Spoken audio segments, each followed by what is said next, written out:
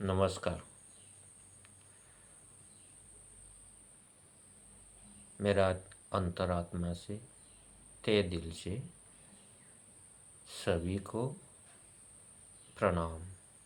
ओम पूर्ण परब्रह्म ज्योति स्वरूपाय नमो नमः। ओम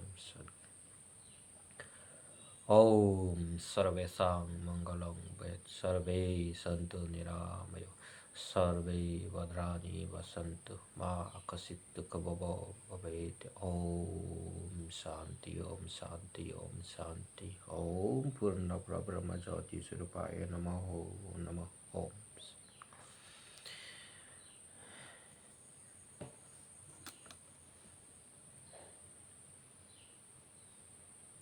सभी मनुष्यों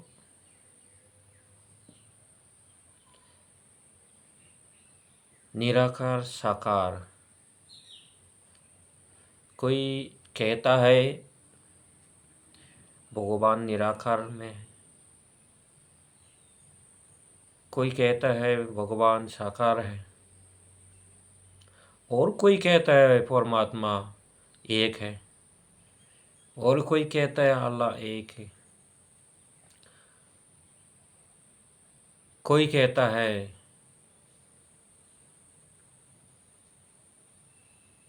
तेरा मेरा भगवान।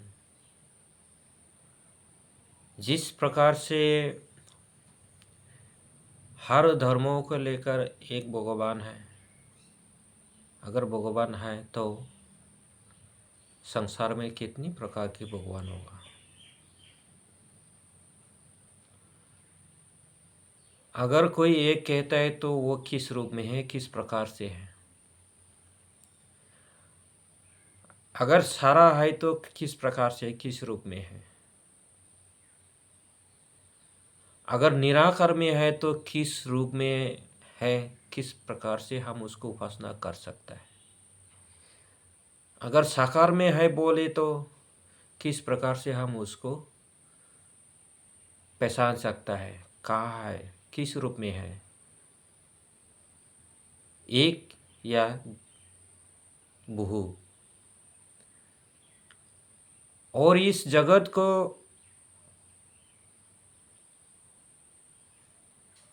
धारण करके रखा है निराकार से या साकार से। और ये सृष्टि को कौन कर रहा है?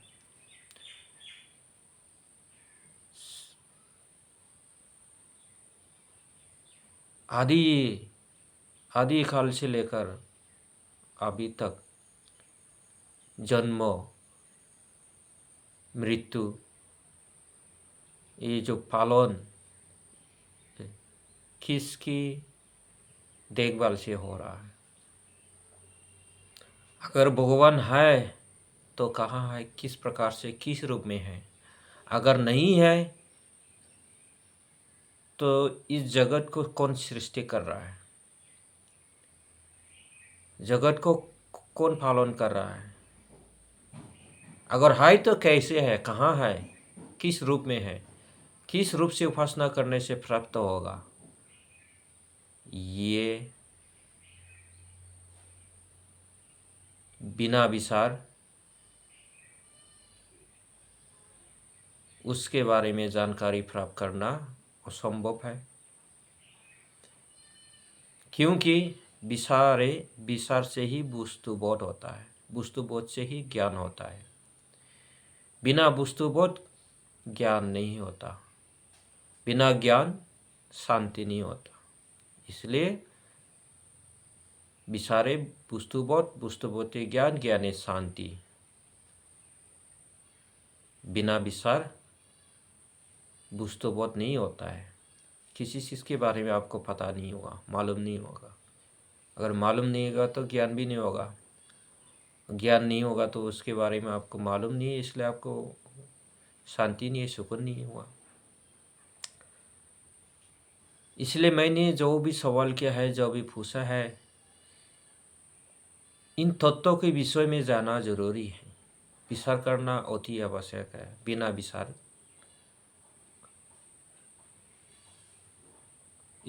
इन तत्वों के बारे में आपको जानकारी प्राप्त नहीं होगा और क्योंकि बिना विचार कोई भी कार्य करने से आपको उत्तम रूप से संपूर्ण नहीं होता। इसलिए वास्तव में इसके विषय में जानकारी प्राप्त करना बहुत जरूरी है, तभी आप उस कार्य को करने में सही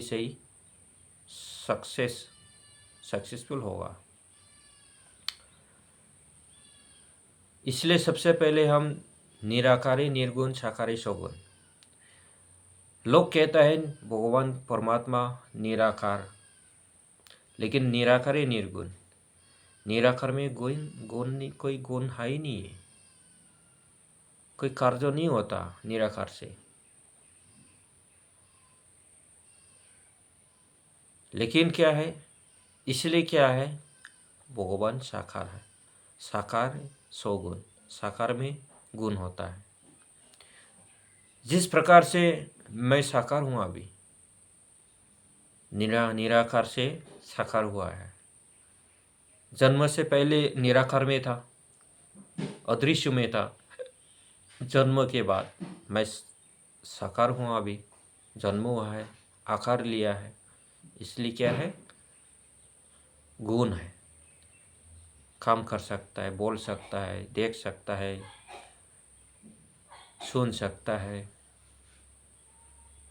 इसलिए गुण है। फिर से मैं मर जाऊंगा तो निराकार स्वरूप में चले जाऊंगा, कोई काम नहीं होगा।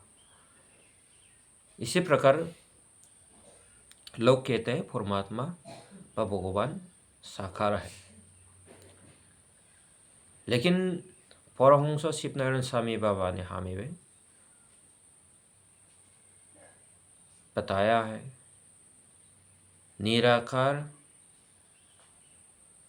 निराकारे निर्गुण, साकारे सगुण, लेकिन दोनों एक ही चीज है।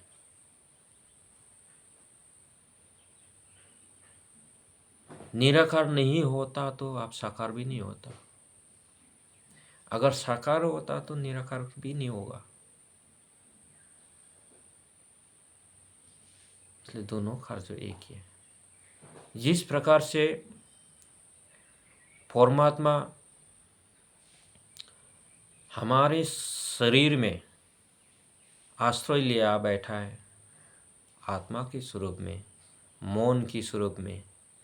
आत्मा को हम नहीं देख पाते, आत्मा निराकार है। आत्मा हमारे शरीर में निराकार स्वरूप में है। मौन को भी हम नहीं देख सकते, मौन भी निराकार है। और मेरा शरीर साकार है। इसीलिए उस निराकार से ही परमात्मा उत्पन्न हुआ है। इसलिए साकार के स्वरूप में वह ज्योति स्वरूप चंद्रमा, आकाश, हवा, अग्नि, जल, धरती, ये 7 तत्व, ओम भू, ओम भुवो, ओम सो, ओम हो, ओम जन, ओम तप, ओम शैतम, यही 7 तत्व में से ही परमात्मा का इंद्रिय है। उसी इंद्रियों से ही हमारा जो जीव, सभी जीव जंतुओं का, सभी जीव, सबको वो आविष्कार किया है, उत्पन्न हुआ है। उनकी परमात्मा के इंद्रियों, परमात्मा के शरीर से ही सभी आत्माओं का, जीव का शरीर को रचना किया गया है। उसी शरीर में परमात्मा स्वयं आत्मा के रूप में शरण लिया है। इसलिए जावना आकार घरे को जिनिस अपना अंतर पुरे, जाना कहीं नहीं है, दोने की कहीं जरूरत नहीं है। आपने इस शरीर की, इस आपकी जो इस शरीर, इस क्षुद्र जगत को विषय में आप रिसर्च करने से, विचार करने से आपको आत्मा क्या चीज़ है, शरीर के स्वरूप क्या है, क्या क्या चीज़ मिला के आपको बनाया गया, और किसके शरीर से बनाया गया और कहाँ से आया, उसको आप जानकारी प्राप्त होगा। इसलिए जब तक बिना विचार आपको ब्रह्म ज्ञान प्राप्त नहीं होगा। इसलिए परमहंस शिवनारायण स्वामी ने बोला, ये सारा संसार जगत ब्रह्ममय है। इसलिए जगत ब्रह्ममय है। इस ब्रह्म से ही सब उत्पन्न हुआ है। सूर्य भी उत्पन्न हुआ है, जितने भी सात तत्व है सब उत्पन्न हुआ है। उसी सात में से सभी जीव जंतु आकार हुआ है, उत्पन्न हुआ है, सृष्टि हुआ है। और उसी को परिचालन करने के लिए सात तत्व है। इस जगत को परिचालना करने के लिए सात तत्व, सात इंद्रिय, परमात्मा की सात इंद्रियों जैसे अलग अलग गुण शक्ति है। सूर्य का शक्ति अलग से, चंद्रमा का शक्ति अलग से, आकाश तारागण विद्युत का शक्ति अलग से, और हवा का शक्ति अलग से, और वायु का अर्थात वायु का गुण शक्ति अलग से है। और जो ये अग्नि का गुण शक्ति अलग से, जल का गुण शक्ति अलग से, जमीन का, मिट्टी का, भू का शक्ति अलग से है। सभी चेतन है और सभी सूर्य के कारण ही सब चेतन है।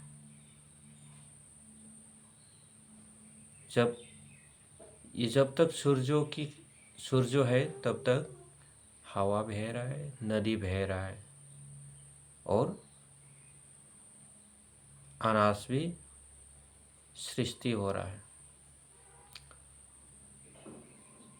इसलिए सूर्य को जगत का बीज कहा जाता है, जगत का बीज। इसलिए सारा संसार जगत को धारण करके रखा है सूर्य। बिना सूर्य कोई भी जीव जंतु जीवित नहीं रह सकता है। इसीलिए सूर्य ही इस जगत का मालिक है, सूर्य ही जगत का दाता है, सूर्य ही जगत का जन्मदाता, सूर्य ही जगत की हितकारी, सूर्य ही जगत की मंगलकारी, सूर्य के ही द्वारा ही जन्म मृत्यु पालन हो रहा है। और सूर्य के द्वारा ही जीव पालन हो रहा है, सूर्य के द्वारा ही जगत पालन हो रहा है, सूर्य के द्वारा ही जगत का परिचालन हो रहा है। सूर्य के अंदर शक्ति है, वही शक्ति परमात्मा है। परमात्मा ही अग्नि है, अग्नि ही परमात्मा है। और अलग कोई इसके अलावा कहीं परमात्मा नहीं है, इसके अलावा कोई गॉड, अल्लाह, खुदा कुछ भी नहीं है। संसार में न जाने लोग कैसे शैतान चीज को उपासना करने के अलावा जोरो चीज को उपासना कर रहा है। जोरो हाँ कहता है सारे संसार परिपूर्ण रूप में कण कण सभी जगह में परमात्मा है, लेकिन कारण सूक्ष्म और कारण के रूप में है, निराकार रूप में है। निराकार से कार्य नहीं होता है, इसलिए साकार होना जरूरी है। इसलिए परमात्मा चेतन है, परमात्मा चेतन है। चेतन होगा तभी तो कार्य होगा। बिना चेतन आप कैसे कार्य कर सकता है? इसलिए सूर्य चेतन है, अर्थात सूर्य ही त्रिमंडल में रहकर काम कर रहा है। सबसे ऊपर सूर्य जगत को हीत दे रहा है, चंद्रमा जगत को अमृत रोज के रूप में अनाज सृष्टि करवा रहा है, और भूलोक में स्थूलोग्नि के रूप में जगत की मानव को मदद कर रहा है। सभी के शरीर में रहकर काम करवा रहा है। हमारे शरीर में भी है 90 डिग्री, क्रिस्तान के शरीर में भी होगा 90 डिग्री, मुसलमान के शरीर में भी होगा 90 डिग्री है। इन 7 चीज़ों को छोड़ के आप मुस्लिम नहीं बन सकता। इन 60 को छोड़ दिया तो आपका मुस्लिम भी नहीं रह सकता, हिंदू भी नहीं रह सकता, क्रिश्चियन भी नहीं रह सकता। किसी एक चीज़ को छोड़ने से तो आप जीवित ही नहीं रह सकता। फिर अलग से गॉड, अलग से भगवान कहाँ से हो सकता है?